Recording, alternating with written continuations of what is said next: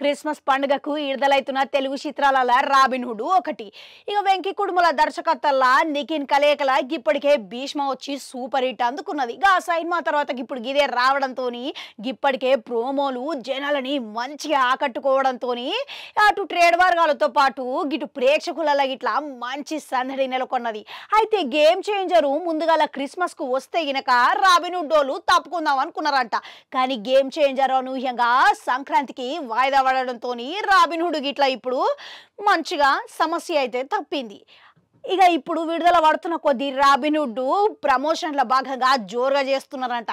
కానీ అనూహ్యంగా ఈ సినిమా వాయిదా పడుతుందని వార్తలు అయితే వినబడుతున్నాయి. ఎందుకంటే ఈ సినిమా క్రిస్మస్ బరిలోకెళ్ళి తప్పించి సంక్రాంతికి లేదా పై వచ్చే వారాలల్లా విడుదల చేద్దాం అనుకున్నట్లుగా ఆలోచిస్తున్నట్లుగా తెలుస్తున్నదంట. మరి అందుకు కారణం ఏందా అని చూస్తే పుష్ప 2 కారణం అని అంటున్నారు. అయితే రాబిన్ హుడ్ కానీ పుష్ప 2 కానీ నిర్మించిన ఒకటే నిర్మాత అంట, గదే మైత్రి సంస్థలు. మళ్ళా ఇప్పటికే పుష్ప 2 థియేటర్ల మంచి నిలకడగా వసూలు రాబడుతున్నది. అంతేకాదు రానున్న రోజులలో గిట్లా మంచి వసూలు వస్తాయని అంచనాలు వేస్తున్నారు. అయితే మరో 10 రోజులలో పుష్ప 2 టికెట్ల రేట్ల ధరలు గిట్లా తగ్గుతాయి కాబట్టి ఇక థియేటర్లు ఫుల్గా ఉంటాయని భావిస్తున్నారు. అయితే క్రిస్మస్ కు చాలా సినిమాలే విడుదలవుతున్నాయి. ఈ నేపథ్యంలో థియేటర్ల సమస్య తప్పట్లేదు. ఎందుకనంటే ఇప్పుడు కొన్ని థియేటర్లలో కొత్త సినిమాలు వేసుకుంటే ఇంకా మిగిలిన థియేటర్ల పుష్ప 2 వేసుకోవాల్సి వస్తుంది. గట్ల చూసుకుంటే కొత్త సినిమాను కోసం పుష్ప 2 మిగిలిన దాంట్లో ఆపేయాల్సి వస్తుంది. ఇది మైత్రియోలకు ఇబ్బంది అవుతుంది. మళ్ళీ పుష్ప 2కు రాబిన్ హుడ్ మధ్య పోటీ అనేది తప్పదాయే, పోరు అనేది ఖచ్చితంగా జరుగుతుంది.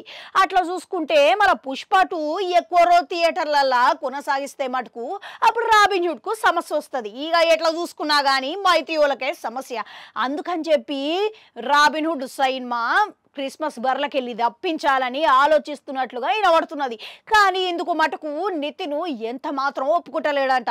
నితిన్ కానీ దర్శకుడు వెంకీ కుడుములా కానీ వీళ్ళు ఖచ్చితంగా క్రిస్మస్కే విడుదల చేయాలని పట్టుబడుతున్నట్లుగా తెలుస్తున్నదంట. ఇక మైత్రి సంస్థలు తీసుకుంటున్న నిర్ణయం ఎంతవరకు కరెక్టు అంటారు? ఇక ఇది సరైన నిర్ణయమే అంటారా, లేకుంటే ఏదైతే అదైంది క్రిస్మస్కే బర్ల దిగుదాము అని అనుకుంటే మంచిదంటారా? మీ ఉద్దేశంలా కామెంట్లలో కామెంట్ పెట్టుర్రి. అట్లనే అడుగు గంటుంటా, అది కూడా నొక్కురి మళ్ళొస్తా.